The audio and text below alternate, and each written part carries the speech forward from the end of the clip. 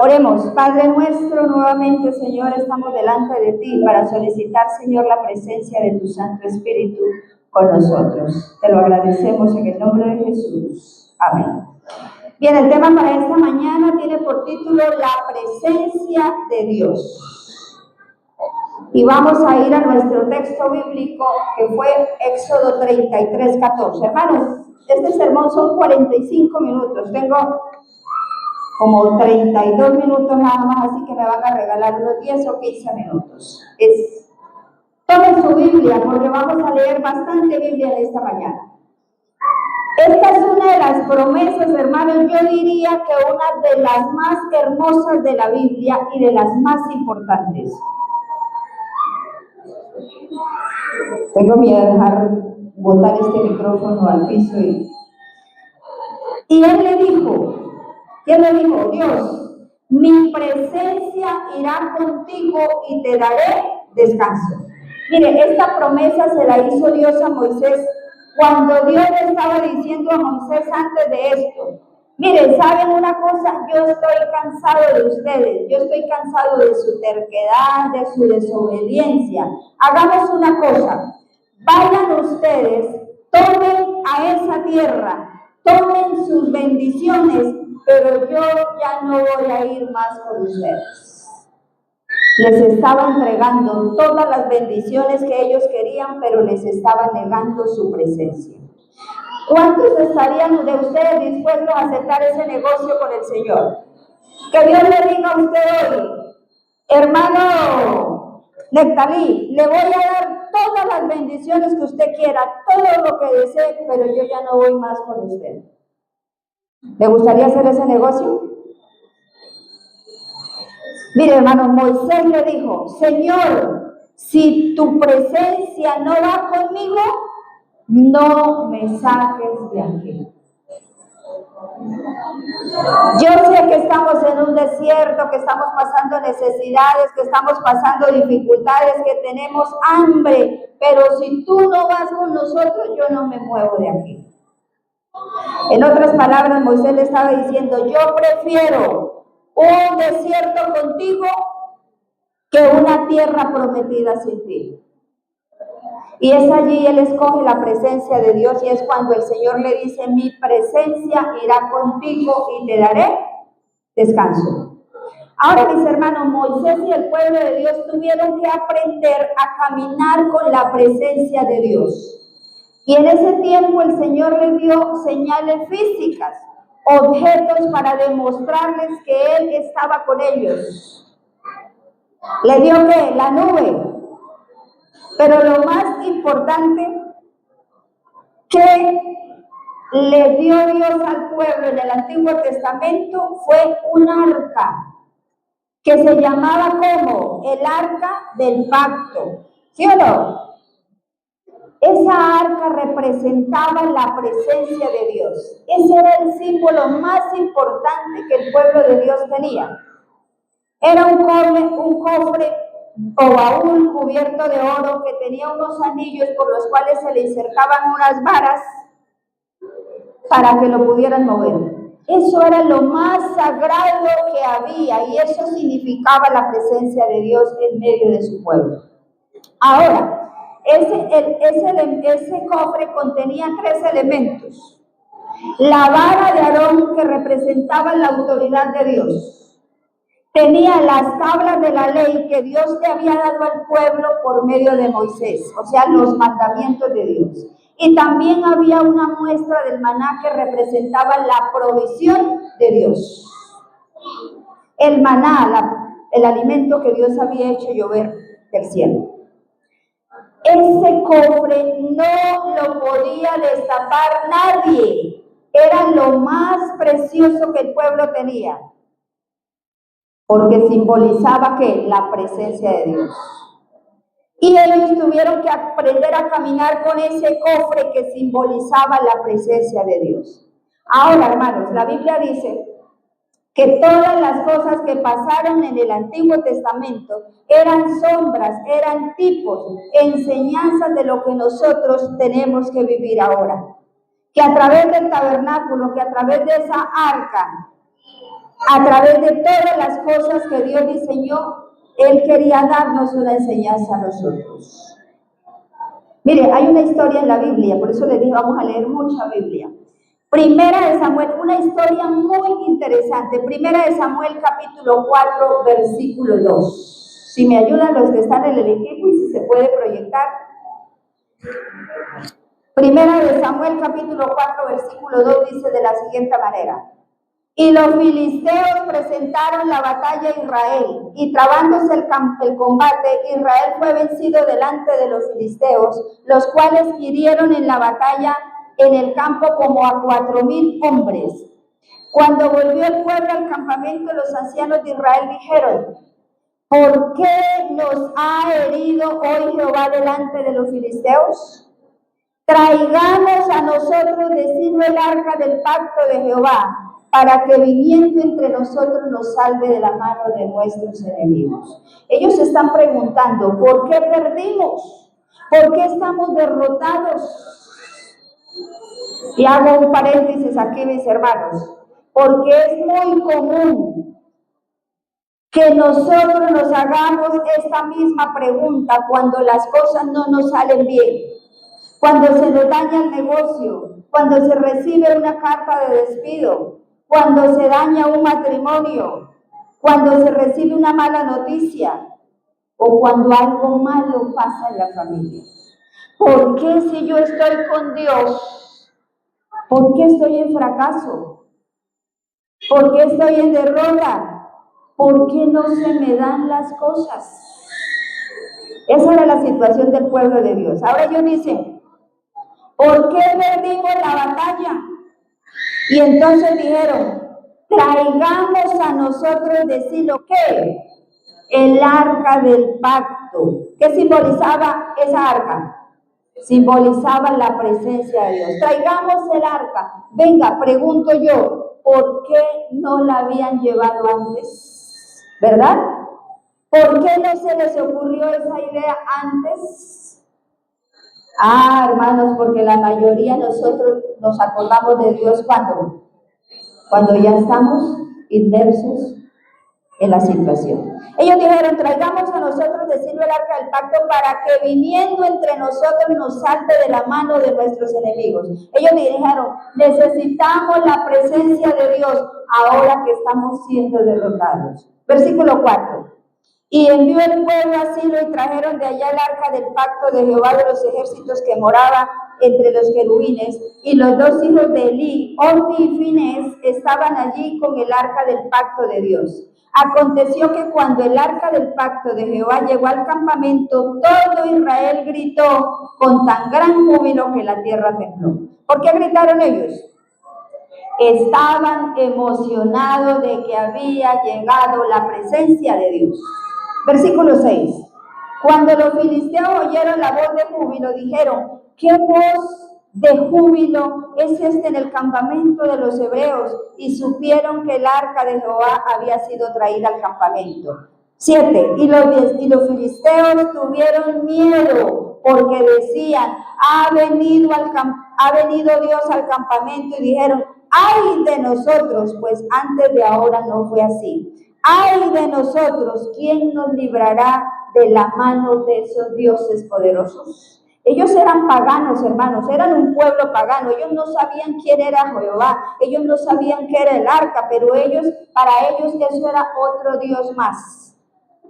Y sigue diciendo, estos son los dioses que hirieron a Egipto con toda plaga en el desierto. Ellos habían escuchado de los portentos de Dios. Y miren el versículo 9 que dice, esforzaos, oh filisteos, y sed hombres para que no sirváis a los hebreos, como ellos os han servido a vosotros. Sed hombres y pelead. Fíjense el siguiente versículo, hermanos, porque es impresionante.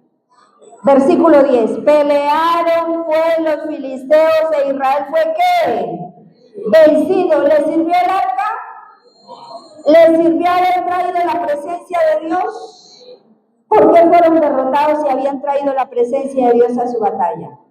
Si se habían acordado de Dios en su problema. ¿Será que Dios no tuvo el poder para librarlos de ese gran ejército de los filisteos? ¿O usted cree que Dios sí tenía el poder para darle la victoria? Pero ¿por qué Dios permitió que ellos fueran derrotados? A pesar de que habían traído la presencia de Dios en medio del pueblo. Dice, fueron vencidos y huyeron cada cual a sus tiendas, y fue hecha muy grande mortandad, pues cayeron de Israel, ¿cuántos? 30,000 hombres de a pie. ¿Cuántos habían muerto antes en la presencia de Dios? 4,000. Y ahora con la presencia de Dios murieron 30,000. Oigan, ¿qué pasó? Hermanos, y no solamente eso, hubo un gran desastre. Vea, versículo 11. Y el arca de Dios fue tomada y muertos los dos hijos de Eli, Ofni y Finés. Mira, hermano, yo voy a decirle por qué las personas siguen en derrota a pesar de que invocan la presencia de Dios. Porque hay personas que han tomado la presencia de Dios como un amuleto, como algo que le trae buena suerte. Mire lo que dice el comentario bíblico de esta historia. Debido a que los dirigentes, escuchen bien esto, voluntariamente habían abandonado a Dios para volverse a los dioses de las naciones que los rodeaban, el Señor permitió que cosecharan su propia siembra. En vez de humillarse delante de Dios, supersticiosamente consideraron el arca como un mero talismán que les aseguraba el éxito. Mire lo que dice la señora White. El pueblo de Dios consideraba el arca como las naciones idólatras consideraban a sus dioses, como si ella poseyera en sí misma los elementos de poder y salvación. Transgredían la ley que ella contenía, pues su misma adoración del arca lo llevó al formalismo, a la hipocresía y a la idolatría. Su pecado los había separado de Dios y él no podía darle la victoria antes que se arrepintiera y abandonara su iniquidad. No bastaba que el arca y el santuario estuvieran en medio de Israel. No bastaba que los sacerdotes ofrecieran sacrificio y que los del pueblo se llamaran los hijos de Dios. Escúcheme esto, hermano, porque es fuerte. El Señor no escucha las peticiones de quienes albergan iniquidad en el corazón. Está escrito, el que aparta su oído para no escuchar la ley, hasta su oración es abominable. Historia de los patriarcas y profetas del capítulo 57. Léase ese capítulo, hermanos, que es muy interesante. Han usado la presencia de Dios como un amuleto. ¿Qué es un amuleto? Algo que usted tiene y que cree que le trae buena suerte. Algunos tienen como amuleto de la iglesia el Salmo 91. Ahora han llegado a hogares donde tienen la Biblia abierta en el Salmo 91. ¿Creen que eso les va a traer qué? Protección. Hermanos, la presencia de Dios para nosotros no es un amuleto. Muchas veces nos pasa como el pueblo de Israel. Cuando estamos en la mala, entonces buscamos a Dios. Dios vino y le dijo al pueblo, yo no soy su amuleto, aprendan a respetar mi presencia, no me usen. ¿Usted no cree que como cristianos nosotros a veces usamos a Dios? ¿Sí o no? Mire, cuando Jesús vino a esta tierra, muchas multitudes lo seguían. ¿Qué le dijo Jesús? Ustedes vienen a mí, ¿por qué? Porque comieron pan, porque les multipliqué los panes y los peces. Él entendía que lo estaban usando. Dios no puede ser usado, hermanos, como la lámpara de Aladino. Alguna gente piensa que Dios existe para que le cumpla todos sus deseos y sus caprichos. ¿Sí o no? Nosotros, hermanos, existimos para cumplir la voluntad de Dios. ¿Amén? ¿O será que Dios existe para nuestro propósito? ¿O será que nosotros existimos para el propósito de Dios? ¿Cierto que es diferente? Este pueblo había tomado la presencia de Dios como un amuleto. Ah, ¿no se acordaron de mí antes? ¿Ahora se acuerdan? Listo, les va a ir peor. 30,000 muertos.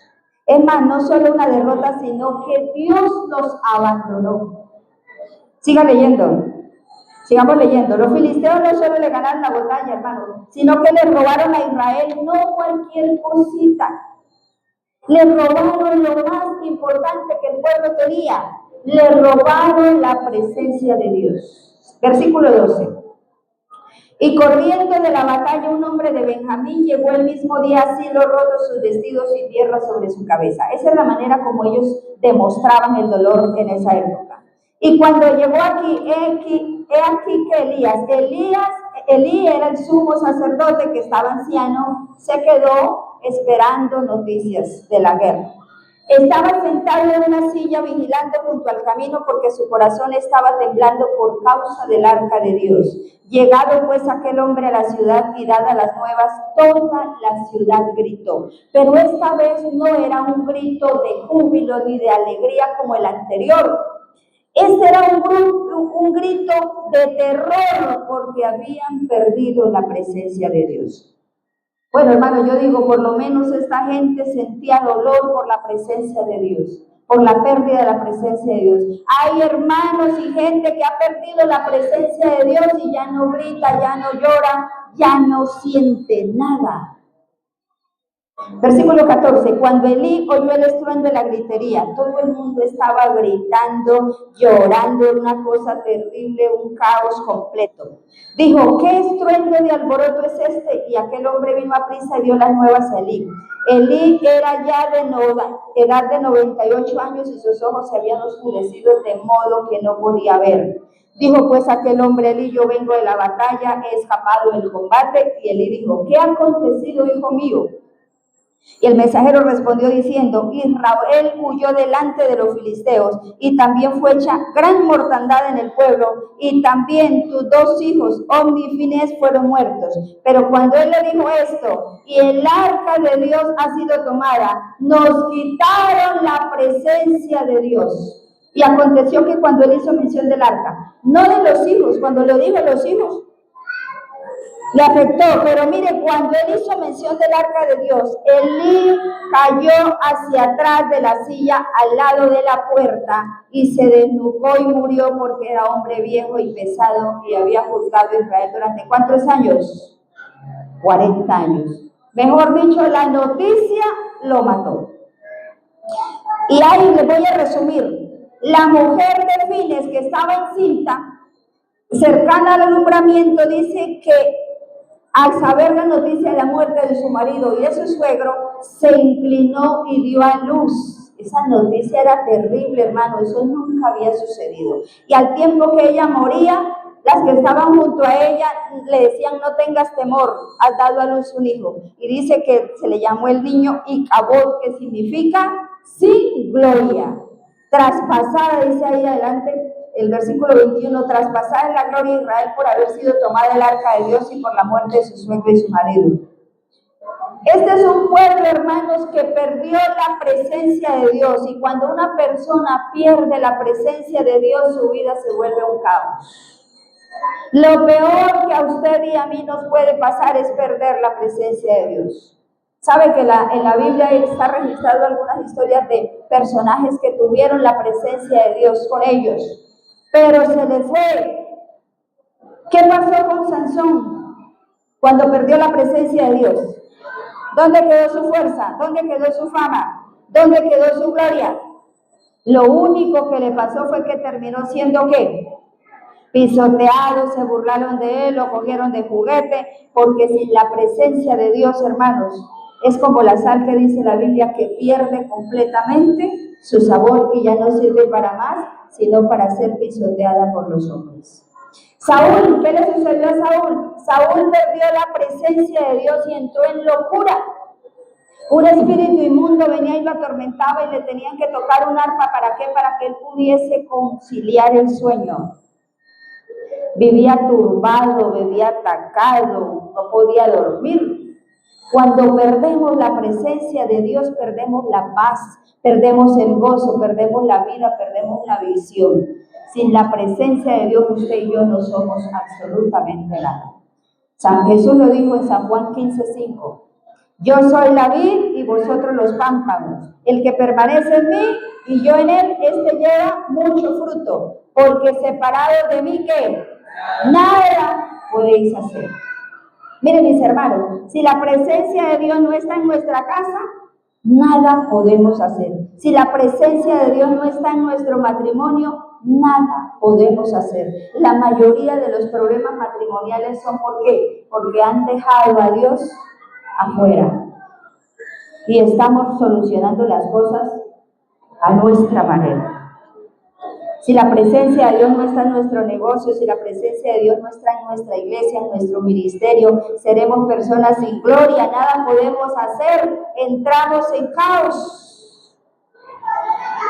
Él es la luz y sin Él nosotros estamos ¿qué? En oscuridad. Repasemos. Primero, la presencia de Dios no la debemos tener como un amuleto que nos trae buena suerte, que solamente nos acordamos de Dios cuando estamos en la mala. No podemos vivir sin la presencia de Dios. Y tercero, nosotros no podemos desconocer la presencia de Dios. Miren lo que pasa. Imagínense, un pueblo pagano que no tiene ni idea de lo que ese cofre que se llevaron representa.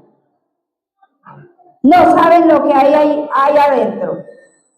No tienen idea de la presencia de Dios. ¿Qué hace una persona cuando no conoce la presencia de Dios? Le voy a mostrar. Sigamos leyendo.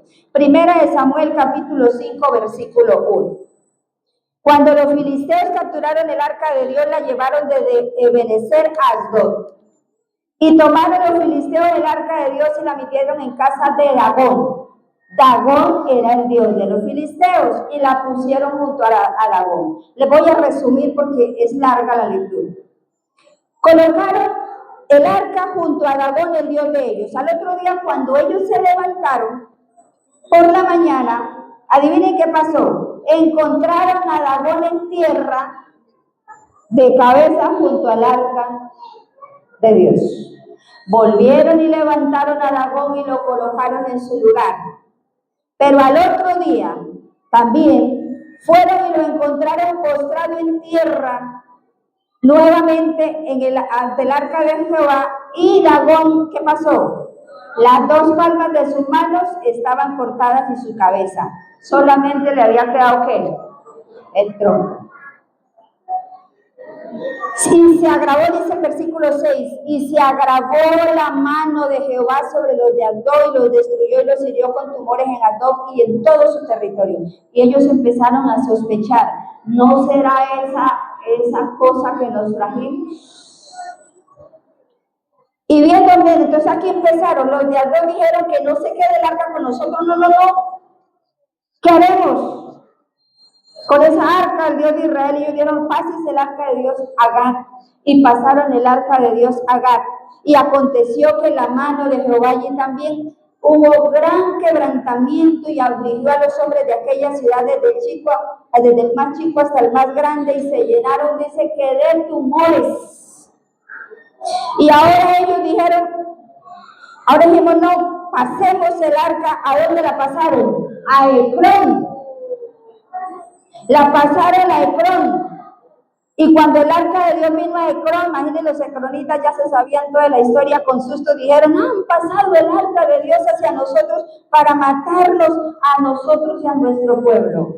Y enviaron y reunieron a los príncipes de los filisteos y dijeron, envíen el arca de Israel y vuelvas a su lugar. Mejor dicho, devolvamos esto.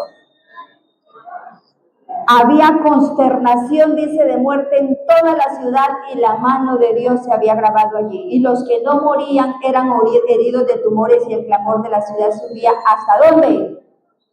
Al cielo. Primera de Samuel, capítulo 6. Estuvo el arca de Jehová en la tierra de los filisteos, ¿cuánto tiempo? 7 meses. Imagínense, hermanos, un pueblo sin la presencia de Dios 7 meses. Y otro pueblo que desconoce la presencia, 7 meses llenos de enfermedades, llenos de aflicción, porque desconocían la presencia de Dios y estaban ofendiendo a Dios, estaban maltratando a Dios.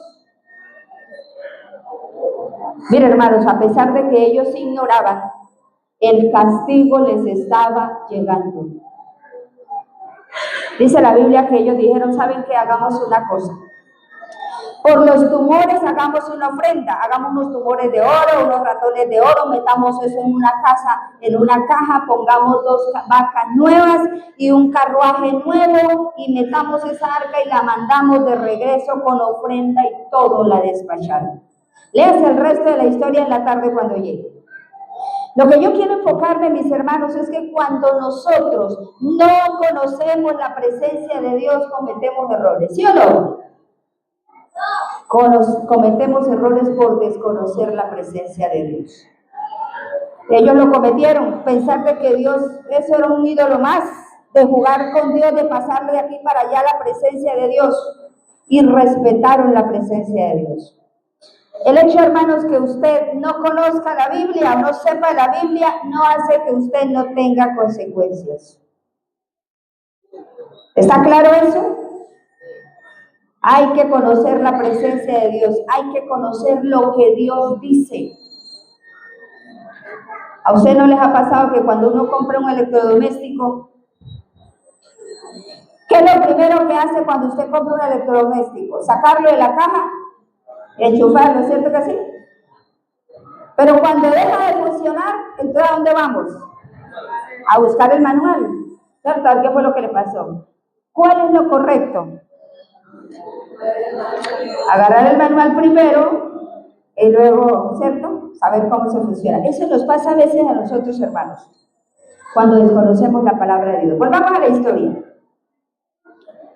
Mira, hermanos, ellos envían el arca regresa al pueblo que la había perdido, dice luego pusieron el arca sobre el carro, el versículo 11 de 1 Samuel 6. Pusieron el arca de Jehová sobre el carro y la caja con los ratones de oro y las figuras de los tumores, y las vacas se encaminaron por el camino a Bet-Semes y seguían camino recto andando y bramando sin apartarse ni a derecha ni a izquierda. Y los príncipes de los filisteos fueron tras ellas hasta el límite de Bet-Semes. Y los de Bet-Semes segaban el trigo en el valle y alzando sus ojos vieron el arca y se regocijaron cuando la vieron. Y el carro vino al campo de Josué de Semes, paró allí donde había una gran piedra y ellos dicen que cortaron la madera del carro, y ofrecieron las vacas en holocausto a Jehová. Y los levitas bajaron el arca y la caja que estaba junto a ella, en la cual estaban las joyas de oro, y las pusieron sobre aquella gran piedra, y los hombres de Bet-Semes sacrificaron holocaustos y dedicaron sacrificios a Jehová en aquel día. Ojo, pero cometieron un error. Ellos se pusieron a abrir el arca y miren lo que ocurrió. 1 Samuel 6:19. Entonces Dios hizo morir a los hombres de Bet-Semes porque habían mirado dentro del arca de Jehová. Hizo morir del pueblo ¿a cuántos? 50,070 hombres. Yo les pregunto a ustedes, hermanos, ¿por qué al pueblo de los filisteos solamente el Señor les dio tumores? Pero al pueblo que conocía la presencia de Dios los mató inmediatamente. ¿Por qué creen ustedes? ¿Cuál era la diferencia entre los filisteos y el pueblo de Dios? ¿Cuál era? ¿Saben cuál era? El conocimiento. Los filisteos no conocían. Los filisteos no sabían lo que estaban haciendo. Los israelitas sí sabían que esa arca no se podía destapar. Escúcheme, mi hermano, porque delante de Dios, cuando uno conoce la palabra de Dios, cuando uno conoce la presencia de Dios, mire lo que dice la Biblia en San Lucas 24, 47, 48. Aquel siervo que conociendo la voluntad de ese Señor, ¿cuántos conocen la voluntad de Dios? No se preparó, ni hizo conforme a su voluntad, recibirá ¿cuántos azotes? ¿Cuántos? Muchos azotes. El que la conoce, cuando usted tiene conocimiento de algo que le ha mostrado la Biblia y usted hace lo contrario, dice, recibirá muchos azotes. Versículo 48, mas el que sin conocerla, como los filisteos, hizo cosas dignas de azotes, será azotado ¿cuánto? Poco. ¿Fue eso lo que pasó con el arca? ¿Sí o no? A los filisteos solamente unos tumorcitos. Bueno, toda la enfermedad y aflicción que le dio. Pero al pueblo de Dios, ¿qué ocurrió? Al pueblo de Dios los mató de inmediato porque irrespetaron la presencia de Dios. Sigue el versículo del 48, dice, porque todo aquel a quien se haya dado mucho, mucho se le demandará, y al que mucho se le haya confiado, más se le pedirá. Mire lo que dice la señora White también en el mismo capítulo 57. Así quedó en las páginas de la historia un testimonio para todas las edades futuras, a saber, que la iniquidad del pueblo que profesa seguir a Dios no quedará impune. Cuanto mayor sea el conocimiento de la voluntad de Dios, tanto mayor será el pecado de los que la desprecian. ¿Cómo les parece, hermanos? Entre más conocimiento nosotros tengamos, más responsabilidad tenemos delante de Dios. ¿Sí o no? Entre más reconocimiento, entre más recursos, entre más habilidad, entre más tiempo, entre más bendición, Dios tenemos una responsabilidad grande delante de Dios. Hermanos, y entre más nosotros conozcamos la presencia de Dios, más necesitamos respetarla. Repasemos. Primero, a ver si les está quedando claro. La presencia de Dios no debe ser para nosotros un amuleto. Segundo, no podemos vivir sin la presencia de Dios. Tercero, no podemos desconocer la presencia de Dios. Cuarto, debemos respetar la presencia de Dios. Por eso esta mañana estudiamos acerca de la reverencia delante de la presencia de Dios. Ahora, por eso les decía, ustedes recibieron un conocimiento. ¿Qué van a hacer con ese conocimiento que han recibido? Hermanos, usted y yo necesitamos tener temor a Dios. ¿Cuántos saben que cuando estamos solos ahí en el cuarto, voy a pedirle que los niños, porfis, los estoy escuchando como con mucho ruido. ¿Cuántos saben que cuando estamos solos ahí en el cuarto, Dios está con nosotros? ¿Cuántos saben que cuando estamos usando internet, Dios está con nosotros? ¿Que nos está ¿qué? Viendo. ¿Cuántos saben que cuando estamos aquí en el templo, Dios está con nosotros? ¿O ustedes de los que piensan que solamente Dios un ratico y se va? Por eso para algunos es fácil de tomar este celular y tomarse en foto mientras el sermón está funcionando. Eso es irrespetar la presencia de Dios. Revisar las redes sociales, esta mañana más o menos les hablamos. Cuando vengo a la casa de Dios vestida inapropiadamente, estoy irrespetando la presencia de Dios. He estado en lugares y veo gente tomándose selfies o fotos ahí, la familia. No hay lugar para eso. Hemos convertido el altar en estudios fotográficos. Este no es lugar para nosotros tomarnos fotos. Y no sé si estoy siendo exagerada, hermanos, pero nosotros necesitamos ser exagerados porque Dios es exagerado en bendecirnos, en cuidarnos, en protegernos, hermanos. Y hasta poses sensuales hacemos aquí en el altar. Yo soy enemiga que me tomen fotos mientras estamos aquí. Pero como ahora nos toca poner el huevo y cacarearlo, como dicen, ¿no? Ahora tenemos que mandar informes de todo y hay que tomar fotos. Yo nunca mando fotos. Yo, ay, se me olvidó, y la verdad se me olvida. No hay lugar para eso. Mire, hermano, cuando nosotros somos conocedores que la presencia de Dios está con nosotros todo el tiempo, pero irrespetamos esa presencia de Dios, empezamos a acarrear problemas en nuestra vida, porque empezamos a irrespetar a Dios. La Biblia dice en Santiago 3:1, hermanos míos, no os hagáis muchos maestros sabiendo que recibiremos mayor condenación. El que se atreve a enseñar la palabra de Dios, ¡ojo! Hay que vivirla. Hermanos, no puedo venir a hablar de algo que yo no practico, que yo no hago, porque eso es abominación delante de Dios. Ojo, predicadores. Un hermano me decía, hermanas, que eso es normal, que el predicador hable de cosas que no vive. Le dije, hermano, va a tocar sacarlo de la lista de predicación, porque eso no debe ser así. Si usted es un líder, usted tiene que ser un ejemplo de lo que usted cree. Debe vivir lo que usted cree, debe vivir lo que usted predica, lo que usted habla, lo que usted cree. Mire, hermano, cuando el pueblo vio que mueren 50,000 hombres por haber destapado el arca, lo que estaba haciendo el Señor para que ellos aprendieran a vivir con la presencia de Dios. A nosotros nos parece muy maravillosa esa promesa, ¿cierto? Mi presencia irá contigo y te daré descanso. ¿Cierto que sí que es maravillosa esa promesa? Pero ojo, hermanos, eso es una gran responsabilidad. Es una de las mayores bendiciones que usted y yo podemos tener. Aprender a vivir en la presencia de Dios todos los días, cada minuto de nuestra vida. Pero a veces pensamos que Dios está solamente aquí en las horas del sábado, de la mañana, porque en la tarde nos vamos a hacer otro tipo de cosas.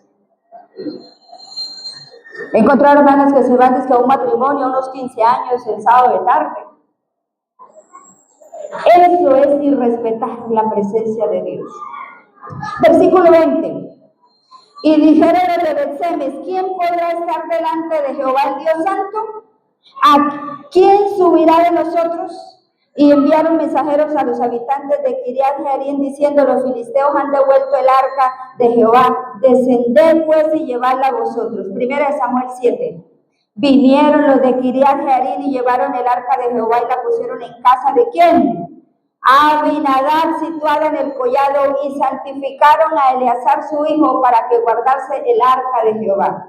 Versículo 2, desde el día, escuchen esto hermanos, desde el día que llegó el arca a Kiriat Jearim pasaron muchos días. ¿Cuántos? 20 años. Y toda la casa de Israel lamentaba en pos de Jehová. Ellos dijeron, la presencia de Dios es muy delicada. Encerremos esto en una casa y olvidémonos de eso. Y la ignoraron por 20 años. Metieron a Dios en un rincón.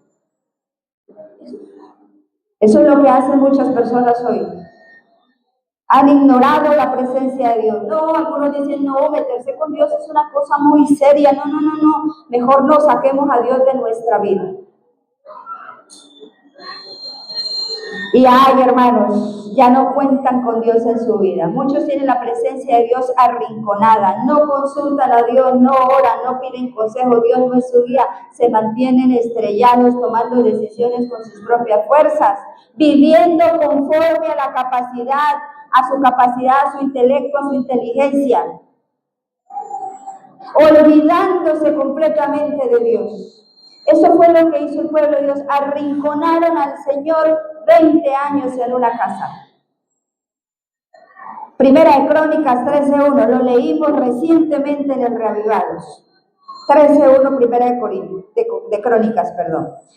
Versículo 13, entonces David tomó consejo con los capitanes de millares y de centenas y con todos los jefes, y dijo David a toda la asamblea de Israel, si os parece bien, y si es voluntad de Jehová nuestro Dios, enviaremos a todas partes por nuestros hermanos que han quedado en todas las tierras de Israel y por los sacerdotes y levitas que están con ellos en sus ciudades y ejidos para que reúnan con nosotros. Y traigamos el arca de nuestro Dios a nosotros, porque desde el tiempo, escuchen, desde el tiempo de Saúl no hemos hecho caso de ella.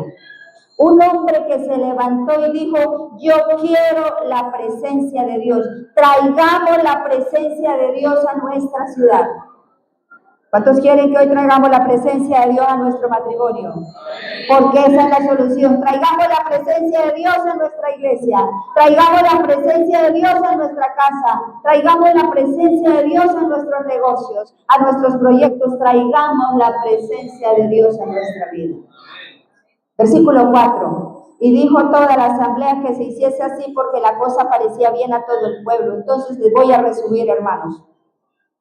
Trajeron el arca entonces David reunió a todos desde Sior de Egipto hasta la entrada de Amad para que trajesen el arca de Dios de Kiriat Jearim. Y lo trajeron, hermanos.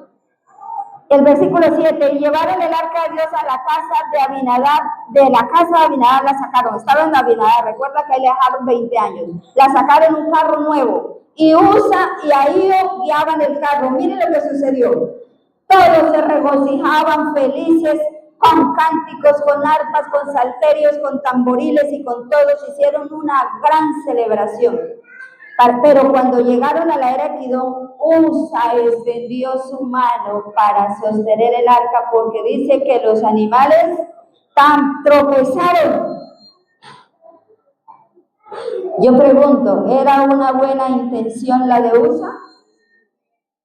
¿Cierto? Nos dice, oiga, ¿pero qué sucedió? Dios se había dicho, no. Y dice, y el furor, versículo 10, y el furor de Jehová se encendió contra Usa y lo hirió porque había extendido su mano al arca y murió allí delante de Dios. Mejor dicho, les dañó la fiestica. Y David tuvo que pensar por Usa, lo que llamó el lugar Pérez Usa hasta hoy. Y temió, mire el versículo 12, y David temió a Dios aquel día. Una cosa, hermanos, que nos debe entrar a nosotros es temor a Dios, respeto por Dios. Y dijo, ¿cómo he de traer a mi casa el arca de Dios? Y no trajeron el arca a la casa. ¿Lo sabe dónde lo llevaron? A casa de Obed Edom Geteo. Mire, esto me parece impresionante, hermanos. Versículo 14. Y el arca de Dios estuvo con la familia de Edom en su casa. ¿Cuánto tiempo? 3 meses. 3 meses. Y bendijo Jehová la casa de Obed Edom y todo lo que tenía. Eso a mí me parece impresionante, hermanos. ¿Cómo es posible que un hombre tiene en su casa el arca 20 años y no pasa nada? Solamente dice que había ¿qué? Lamentos. ¿Y por qué un hombre se lleva a la casa el arca 3 meses y empieza a ser bendecido, a ser prosperado, todo le empieza a salir bien? ¿Cuál es la diferencia? Porque hay una persona que viene a la iglesia por 20 años y su vida no cambia, sigue igual, con el mismo mal genio, con las mismas reacciones, con el mismo pecado, con los mismos vicios, con la misma mala actitud, no cambia, al contrario, empeora. Y porque hay alguien que llega a la iglesia 3 meses y su vida es transformada, es bendecida, cambia, prospera, ¿por qué? Ay, mis hermanos, porque hay alguien que menosprecia el arca y la arrincona. Pero hay otro que toma la presencia de Dios y que la cuida, la respeta, la adora, la sabe tratar. Y dice, los cielos se abren sobre la persona, porque hay alguien que sabe cómo tratar la presencia de Dios. La presencia de Dios es delicada, hay que saberla tratar, cuidarla, respetarla, amarla. Este hombre en 3 meses su vida fue transformada, prosperada. Yo estoy segura, mis hermanos, que Dios puede cambiar su vida y la mía en menos de 3 meses. Cuando usted y yo aprendemos a vivir con la presencia de Dios. Pero si usted es una persona que viene y canta aquí, o viene y predica, o viene y tiene lectura bíblica, pero en la noche se va a mirar cosas que no debe ver, o a hacer cosas indebidas, o a vivir una vida de pecado, no respeta la presencia de Dios, hermano, ahí no sucede nada. Y a veces hay hermanos que se preguntan, ¿por qué a ese hermano le va bien y a mí no? ¿Por qué a él se lo llamaron y le dieron un cargo y por qué a mí no? Porque a mí no me llaman, porque a mí no me ponen a hacer nada. ¿Será que hay alguien como Obed-Edom que cuida la presencia de Dios? ¿O hay alguien como Abinadab que arrincona la presencia de Dios? Mire, a este hombre el Señor lo bendijo tanto que la gente empezó a enterarse de lo que estaba sucediendo con Obed-Edom. Y mire, 2 Samuel 6:12, fue dado aviso al rey David diciendo: Jehová ha bendecido la casa de Obed-Edom y todo lo que tiene a causa del arca de Dios. David empezó a preguntarse: ¿cómo traigo el arca? Yo quiero esa bendición de Dios, yo quiero lo que ese hombre tiene. ¿Cuántos quieren la bendición de Dios? ¿Cuántos quieren la presencia de Dios? Primera Crónicas 15:1, tengo que correr porque el tiempo se me fue. Hizo David también casas para sí en la ciudad de David. Hizo lo que no había hecho antes y arregló un lugar para el arca de Dios y le levantó una tienda. Mejor dicho, le preparó un lugar para la presencia de Dios. Yo quiero decirle a usted, mi hermano, en esta mañana, si usted quiere la presencia de Dios en su vida, debe prepararle un lugar en su vida a la presencia de Dios. ¿Cuántos tienen un lugar para la presencia de Dios? ¿Seguro? ¿O está muy ocupado? Porque si usted quiere la presencia de Dios, lo primero que nosotros necesitamos es sacar un espacio en nuestra vida. ¿Ustedes por qué creen que Jesús tuvo que nacer en un pesebre? Porque no había lugar para él en el mesón, porque no había lugar para él en una casa. ¿Qué lugar tiene el Señor en su casa?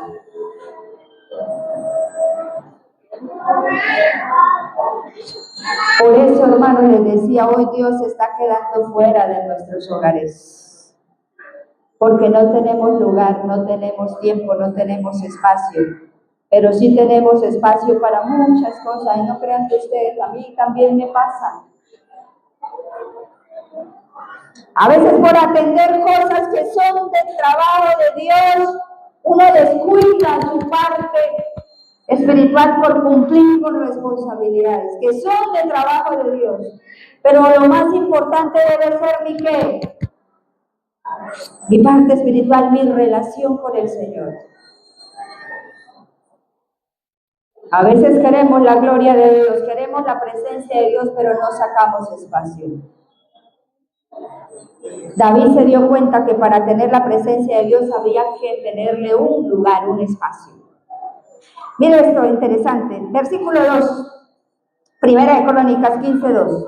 Entonces dijo David: el arca de Dios no debe ser llevada sino por ¿quiénes? Los levitas, porque a ellos ha elegido Jehová para que lleven el arca de Jehová y les sirva ¿por cuánto? Perpetuamente. Y congregó David a todo Israel en Jerusalén para que pasasen el arca de Jehová a su lugar, el cual le había preparado. Y les dijo: vosotros que sois los principales padres de familia de los levitas, santificaos. ¿Qué le dijo el Señor? Santificaos. ¿Cuánto quieren la presencia de Dios? Hermanos, necesitamos santificarnos, limpiarnos, apartarnos del pecado. Sigue diciendo: santificaos vosotros y vuestros hermanos y pasad el arca de Jehová, del Dios de Israel, al lugar que le he preparado. Mira esto, versículo 3. Pues por no haberlo hecho así vosotros la primera vez, Jehová nuestro Dios nos quebrantó por cuanto no le buscamos según su ordenanza. Si en verdad nosotros queremos la presencia de Dios, mis hermanos, debemos empezar a hacer las cosas a la manera de Dios, no a la manera de nosotros. Su matrimonio a la manera de Dios, sus relaciones a la manera de Dios. Es imposible que un cristiano se esté relacionando con alguien en yugo desigual, no. Sus finanzas a la manera de Dios. Versículo 14, así los sacerdotes y los levitas se santificaron para traer el arca de Jehová, Dios de Israel, y los hijos de los levitas trajeron el arca de Dios puesta sobre sus hombros en las barras. Ojo, eso no se transportaba en carros, se transportaba sobre los hombros. Pues sobre los hombros habla de responsabilidad. sobre sus hombros las barras, como lo había mandado Moisés, conforme a la palabra de Jehová, como Dios lo había dicho. Y alguien podrá decir, pero ay, ¿por qué Dios tan estricto?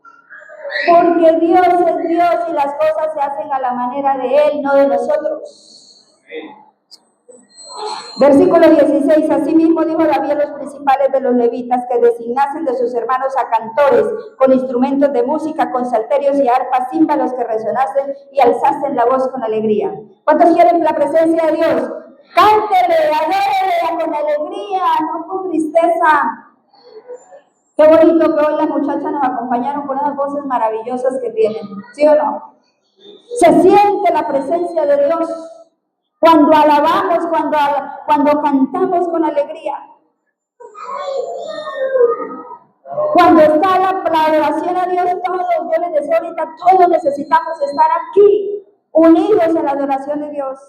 Usted y yo necesitamos ser adoradores en la presencia de Dios. Amén. Versículo 25, ya voy terminando. David pues y los ancianos de Israel, los capitanes de millares, fueron a traer el arca del pacto de Jehová de casa de Obed-edom con alegría. De esta manera llevaba todo Israel el arca del pacto de Jehová con júbilo y sonido de bocinas y trompetas, címbalos y al son de salterios y arpas. Primera de Crónicas 16:1. Así trajeron el arca de Dios y la pusieron en medio de la tienda que David había levantado para ella y ofrecieron holocaustos y sacrificios de paz delante de Dios. Versículo 2, puso delante del arca de Jehová ministros de los levitas para que recordaran y confesaran y alabaran a Jehová, Dios de Israel. Trajo gente para que le cantara, para que le alabara, le honrara. Versículo 3, David dejó allí delante del arca el pacto de Jehová a Asaf y a sus hermanos para que ministraran ¿de qué? De continuo. Se me acabó la batería.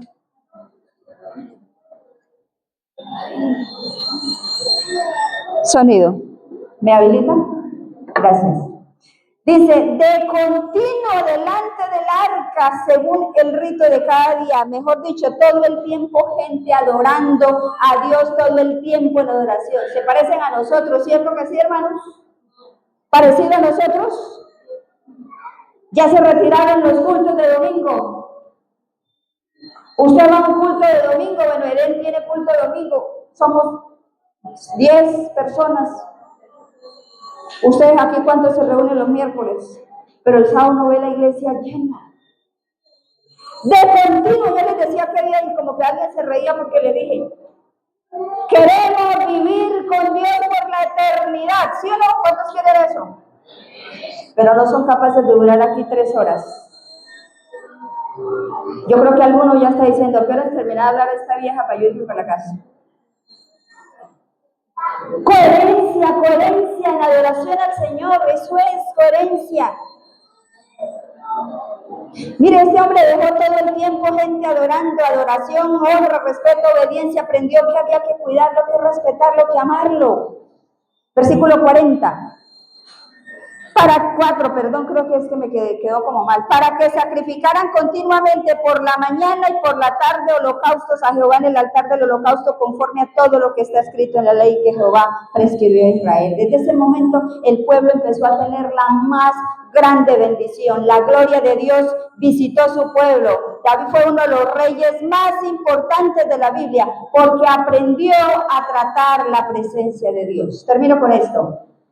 1. Primero, la presencia de Dios no es un amuleto para nosotros que nos trae buena suerte, que lo vamos a buscar solamente cuando estamos en la mala. Segundo, usted y yo no podemos vivir sin la presencia de Dios. Tercero, no podemos desconocer la presencia de Dios. Cuarto, no debemos irrespetar la presencia de Dios. Y quinto, debemos cuidarla, respetarla, honrarla y amar la presencia de Dios. Iglesia de Fuerte Pregón, traigamos la presencia de Dios en nuestras vidas. ¿Quiere decir conmigo, yo quiero tener la presencia de Dios en mi vida? Dios nos bendiga, mis hermanos. Voy a invitarles que nos arrodillemos y terminamos con una oración. Gracias por su paciencia. Y a continuación escucharemos a las chicas. Hoy yo les dije que era un sábado diferente, así que vamos a quedarnos a escuchar la alabanza. Oremos. Padre nuestro, gracias, Señor, por los mensajes de tu palabra. A través de las historias encontramos lecciones valiosas para nuestra vida. Perdónanos, Señor, ten misericordia de nosotros, porque no hemos aprendido a obedecerte como tú lo mereces. Ayúdanos, Señor, te necesitamos en nuestras vidas, necesitamos tu presencia en nuestras iglesias, en nuestras vidas, en todo lo que nosotros tenemos, Señor, y en las cosas que participamos a diario. Hay un grupo de hermanos aquí delante de tu presencia, tú conoces a cada uno de manera individual, Señor. Ten misericordia de ellos, ayúdales, Señor, en todas sus debilidades, en todas las fortalezas, Señor. Dale fortaleza espiritual para enfrentar las tentaciones que el enemigo coloca delante de nosotros. Ayúdanos, Señor, porque te necesitamos. Quédate con nosotros en el resto de esta tarde. Ayúdanos, Señor, a respetarte de la manera que tú te mereces. Levántanos con tu bendición, lo agradecemos en el nombre de Jesús. Amén.